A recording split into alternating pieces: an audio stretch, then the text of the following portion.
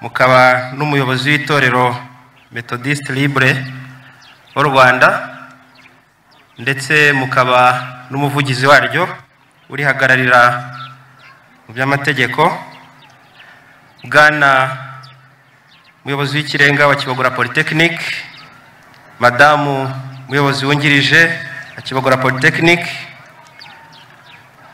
bayobozi mu nzego z'umutekano zikorera muri aka karere kacu, batumirwa, babyeyi mwagize igitekerezo cyiza mukanagira uruhare mu gutangiza no gushinga iri shuri rya Kibogora Polytechnic, abanyeshuri mwasoje amasomo mu byiciro bitandukanye, mukaba munageze kuri uyu munsi wanyu twese twishimira.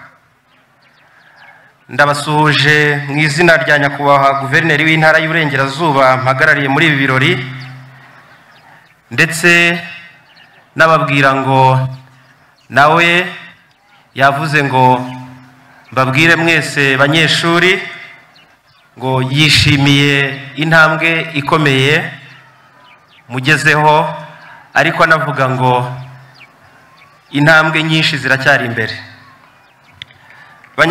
Banyacyubahiro mwese, ndagira ngo mu izina rya nyakubahwa Guverineri mbabwire uburyo ubuyobozi bw'intara yacu y'Iburengerazuba buhora bwishimira uruhare rukomeye ishuri ryigenga Kibogora Polytechnic ryagize mu iterambere ry'igihugu muri rusange, ndetse n'uruhare ryagize mu iterambere ry'intara yacu by'umwihariko kuva ryakwemererwa gutangira gukora rikanahabwa ubuzima gatozi.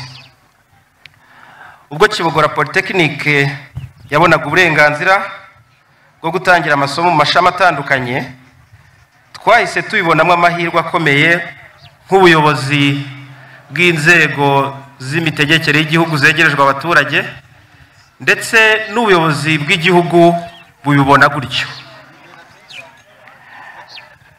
Amahirwe akomeye abaturarwanda muri rusange barayabona, ndetse by'umwihariko n'abatuye intara yacu y'Iburengerazuba, bikamanuka noneho n'akarere kacu ka Nyamasheke iri shuri rikuru ryatangiriyemo, ndetse rikagenda rigaba amashami no mu karere ka Rusizi.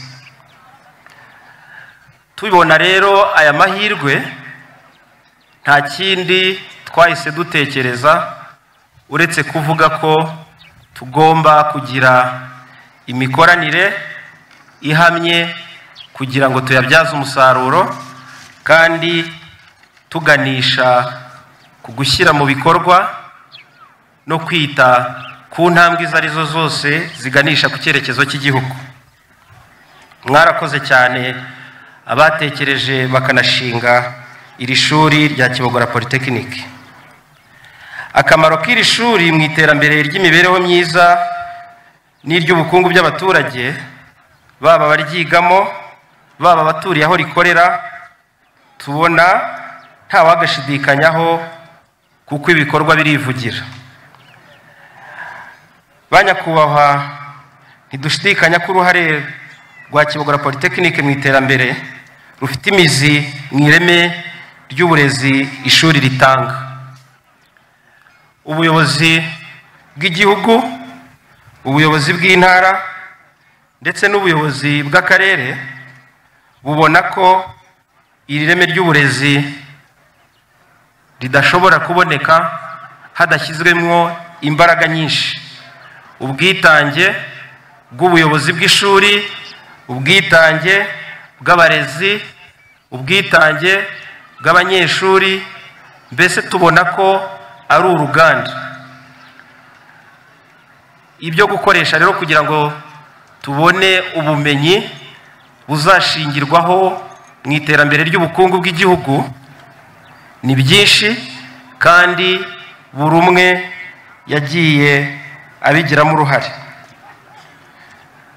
Banyakubahwa, tubikuye ku mutima turashimira ubwitange bw'abashinzwe imicungire ya buri munsi ya Kibogora Polytechnic, kuko iyo batagira imikorere n'imikoranire byiza biri mu bumwe biganisha ku guteza imbere ireme ry'uburezi, bishoboka ko iri shuri ryaba ritakinariho, kuko hari n'abandi bagiye bagira ibitekerezo nk'ibi ntibishoboke.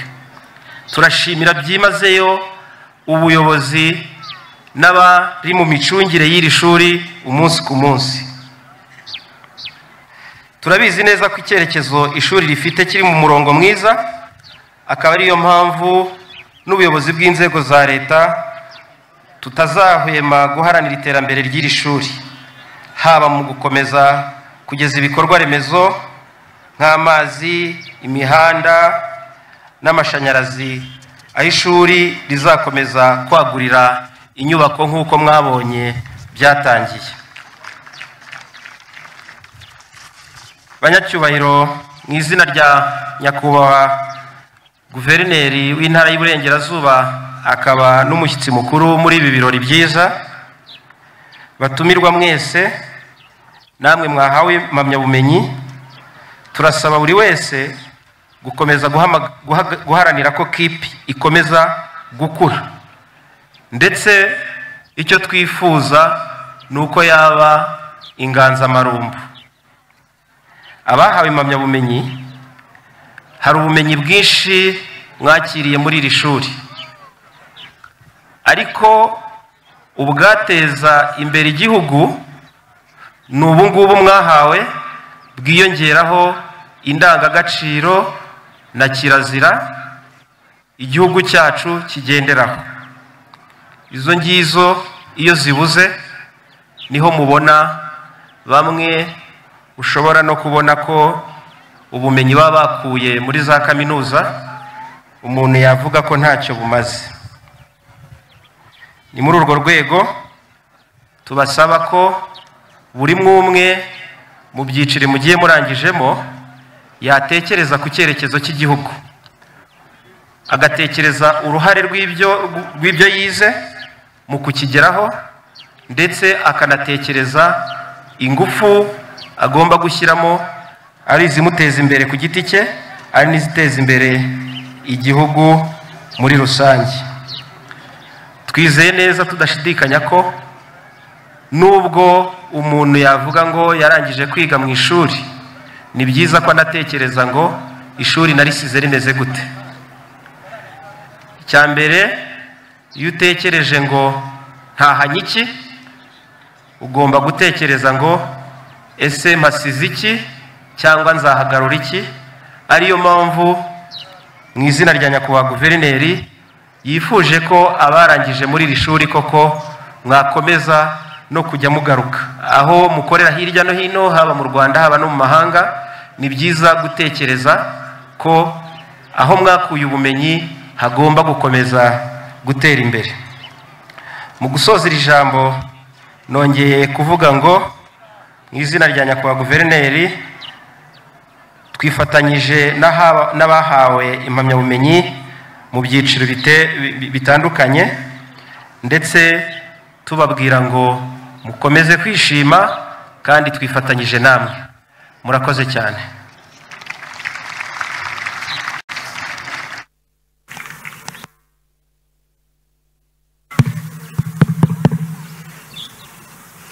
Umwongera amashyi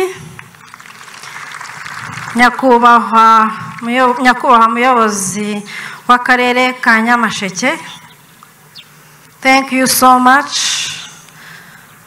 Honorable Mayor of Nyamasheke District, for the wonderful speech where he mentioned about some advices for the graduates to make an impact on the society and never to underestimate the skills acquired to become who you are shaped to become and to shape the future life to make a difference in our country.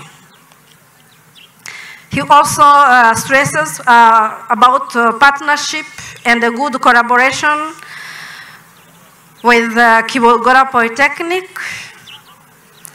And also he mentioned about that the contribution for each of you should be focusing on the contribution and the growth and the development of our country.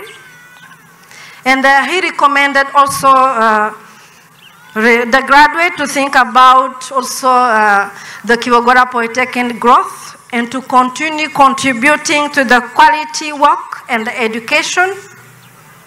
We thank you so much for this wonderful message that he has delivered on the behalf of the Honorable Governor of Western Province. Thank you so much, Honorable Mayor.